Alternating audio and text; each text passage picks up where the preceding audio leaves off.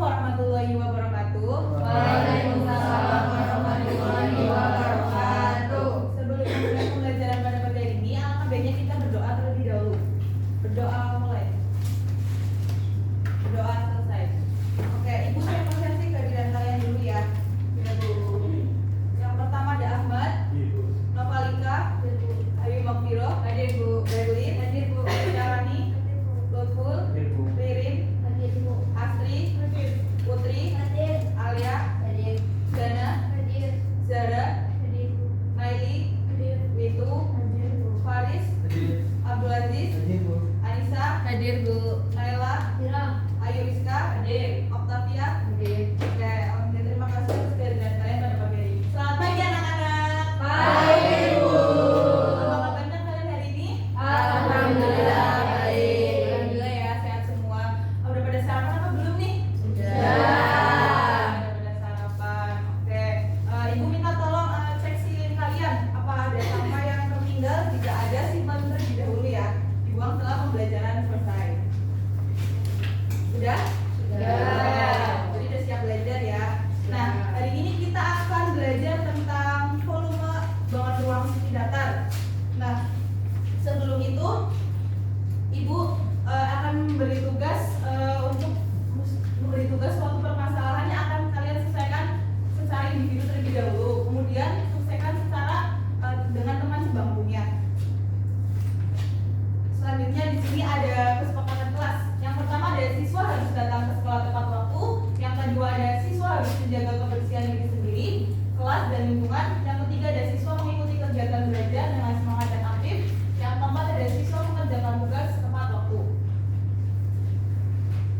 Selanjutnya di sini ada tujuan pembelajaran. Yang pertama, peserta didik dapat mengenali secara mandiri dan kolaboratif dengan teman mengenai pengertian dan sifat-sifat bangun ruang sisi datar.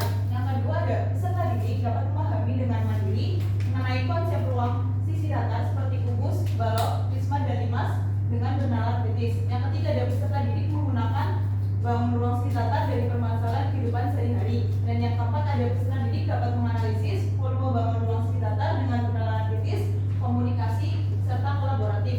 Yang kelima ada peserta didik dapat mengevaluasi dengan penalaran kritis mengenai keakuratan perhitungan volume bangun ruang sisi datar. Dan yang terakhir ada peserta didik dapat menciptakan model atau desain yang menggunakan konsep bangun ruang sisi datar secara kreatif dan kolaboratif.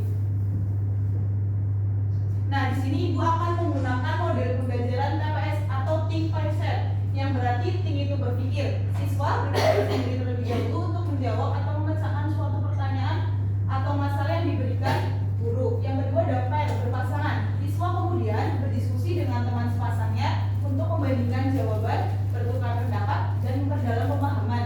Yang ketiga ada share atau berbagi. Setelah berdiskusi, setiap pasangan membagikan hasil diskusinya kepada kelompok lain, sehingga semua siswa dapat belajar dari berbagai pandangan. Nah, di sini ada asesmen diagnostik. Ibu minta tolong kalian siapkan selembar kertas untuk mengerjakan asesmen diagnostik. Apa sudah? Sudah. Oke.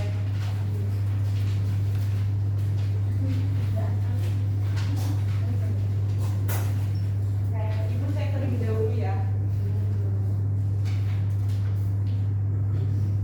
Oke, alhamdulillah di sini udah pada bisa ngerjain asesmen diagnostik tersebut ya.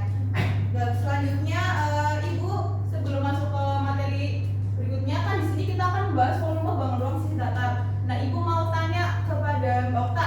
Mbak Okta, apa itu volume?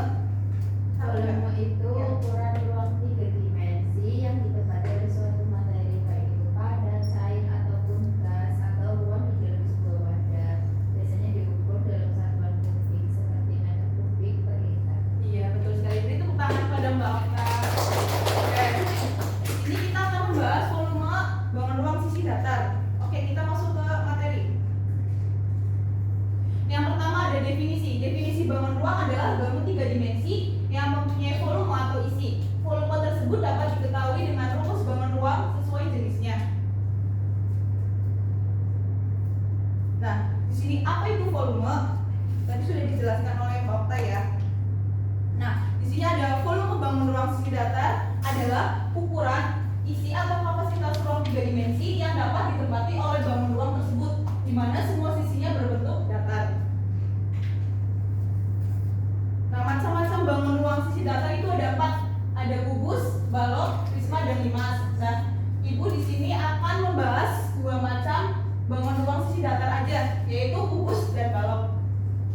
Oke, selanjutnya ada yang pertama ada balok. Karakteristik: titik sudut 8 buah, yang kedua sisi berjumlah 6 buah, luasnya beda-beda. Yang ketiga ada rusuk berjumlah 12 buah. Yang keempat ada diagonal bidang berjumlah 12 buah.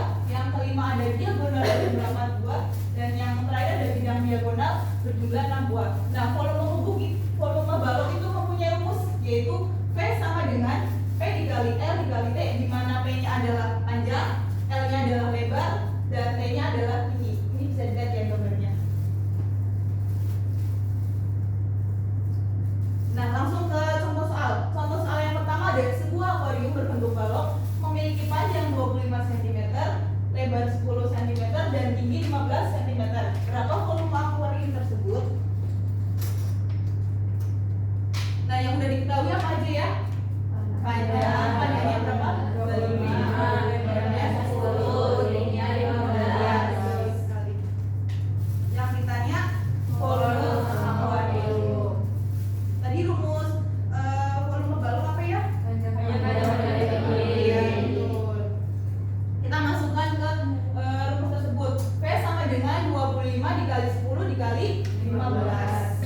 Hasilnya V sama dengan 3.700 cm3. Iya.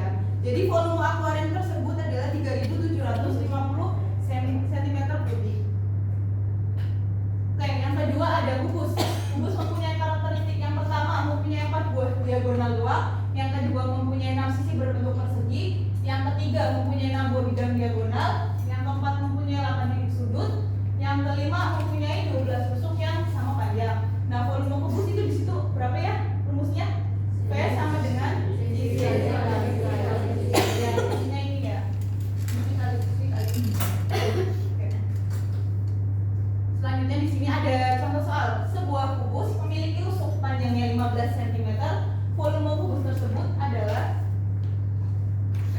yang diketahui apa ya? Panjang rusuknya berapa? 15 cm. Yang ditanya volume kubusnya. Tadi rumus volume kubus apa ya? Iya, sisi kali sisi.